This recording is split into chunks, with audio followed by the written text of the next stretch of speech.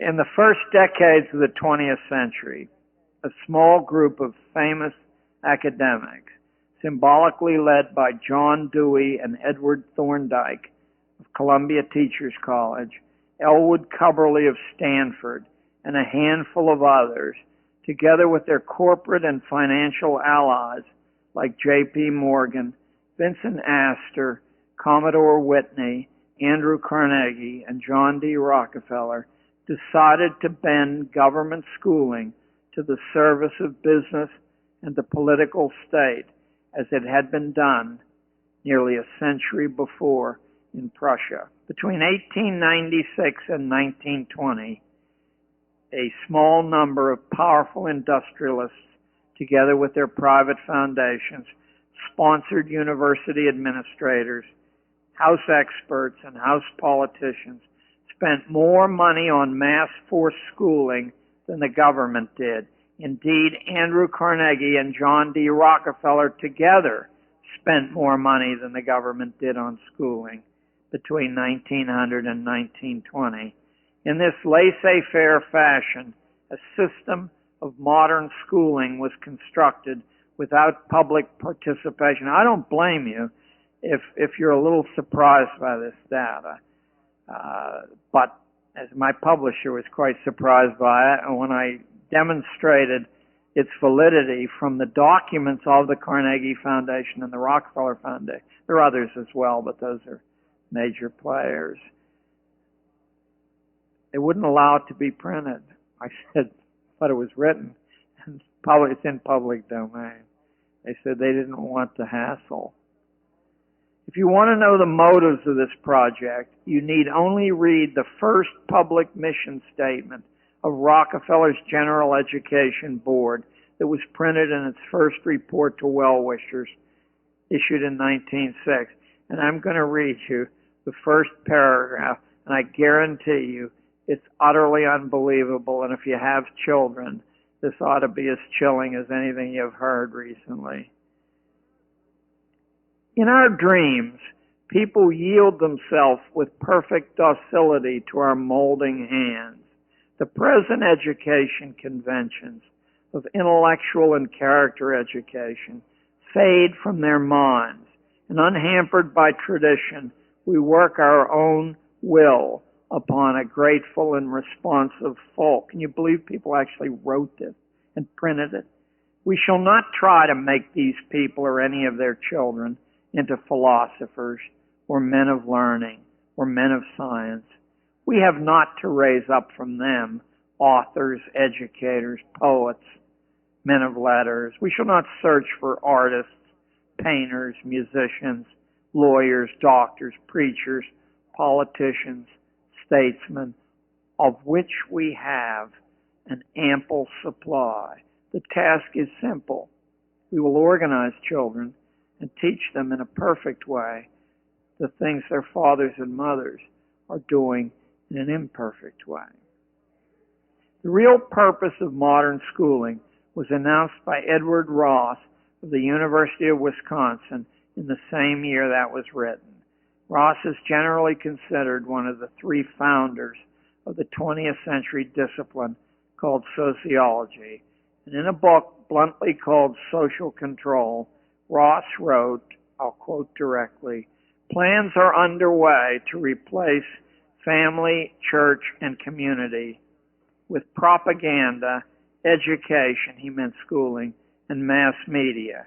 People," he informed his readers, "are only little plastic lumps of dough."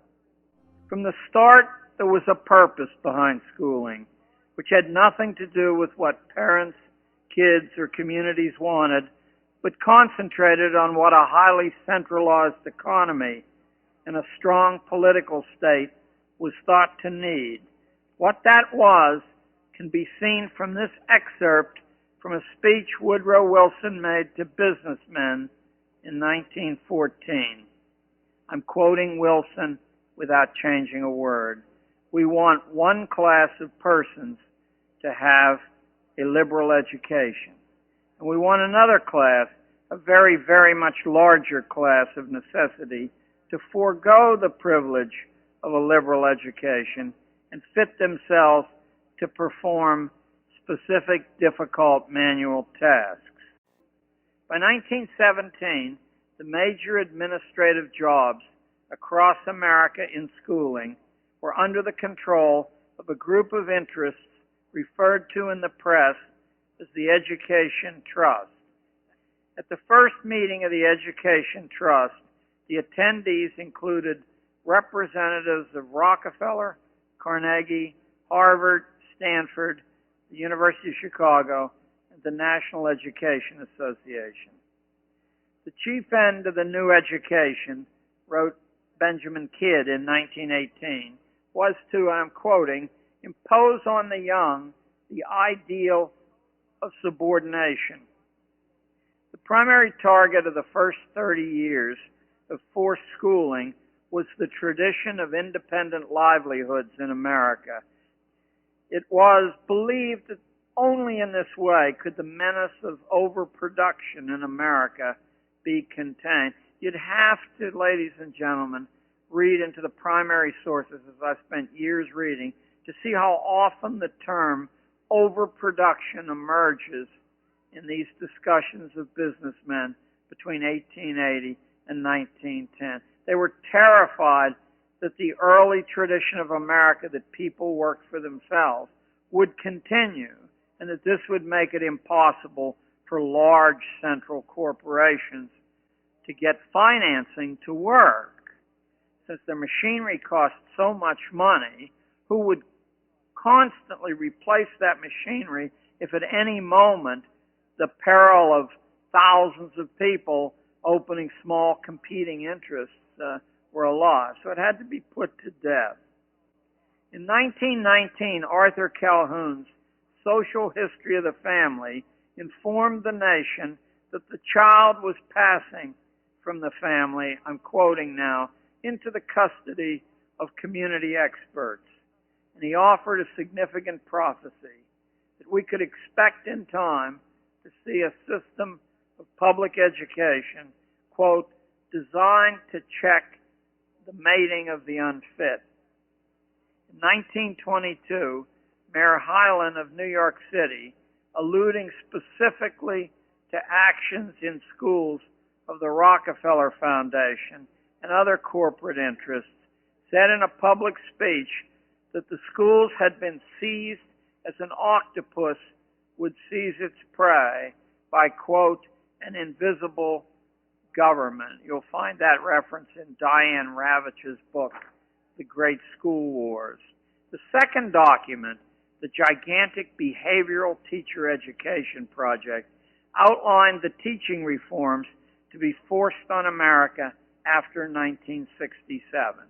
So we're talking about 31 years ago. If you ever want to hunt this thing down, it bears the U.S. Office of Education contract number, and I can give it to anyone afterwards. I have it here, but I won't bother to read the 44 digits. The document sets out clearly the intention of its creators, nothing less, I'm quoting from the document now, than the impersonal manipulation through schooling of a future America in which few will be able to maintain control over their opinions. By 1944, Gatto goes on, the jettisoning of natural rights resonated through every corner of American life. Any academic who expected free money from foundations, corporations, or government would play the scientific management string on his lute. During the 20th century, there were two major congressional investigations looking into these privately endowed, tax-exempt foundations, primarily Rockefeller and Carnegie, and the influence they sought to impose upon the American education system. The Walsh Commission in 1915 and the Reese Committee in 1953, both of which came to basically the same conclusion. Norman Dodd, lead investigator of the Reese Committee, sums up the results of his research team in the Dodd Report, which maintained that tax-exempt foundations, including the Ford Foundation, Rockefeller Foundation, and Carnegie Endowment, were using their privately endowed tax-exempt foundations to subvert the American education system, and that in the period of 1933 to 36, a change took place, revolutionary in nature, which, quote, could not have occurred peacefully or with the consent of the majority unless education in the United States had been prepared in advance to endorse it, unquote. The report also maintained, quote, that grants had been made by foundations, chiefly Carnegie and Rockefeller, which were used to further this purpose by directing education in the United States toward an international viewpoint and discrediting the traditions to which it formerly had been dedicated, decreasing the dependency of education upon the resources of local community and freeing it from many of the natural safeguards inherent in this American tradition. Now you're ready to hear the 6 purposes of modern schooling taken directly from Dr. Inglis's book. The first function of schooling is adjustive. Schools are to establish fixed habits of reaction to authority. That's fixed habits of reaction. Notice that this precludes critical judgment completely. Notice, too, that requiring obedience to stupid orders is a much better test of function 1 than following sensible orders ever could be. You don't know whether people are reflexively obedient unless they'll march right off the cliff. Second is the diagnostic function. School is to determine each student's proper social role, logging the evidence mathematically and anecdotally on cumulative records. You probably thought that the kid or parents or neighbors or the region, circumstances. No, school is to determine your proper social role, and they're to fix you in that role mathematically on their cumulative records. Next comes the sorting function. School sorts children by training individuals only so far as their likely destination in the social machine, not one step beyond. Keep in mind, you're not listening to John Gatto. You're listening to the man for whom the honor lecture in education at Harvard is named. The fourth function is conformity. As much as possible, kids are to be made alike. Whatever the background they come from, they're to be made alike. This is not done from any passion for egalitarian ideals, but so that their future behavior will be mathematically predictable in service to market research and government research. Next comes the hygienic function. This one's my favorite. This has nothing to do with individual health, but it has a lot to do with the health of the race, at least as Inglis or Darwin or his first cousin Galton saw it.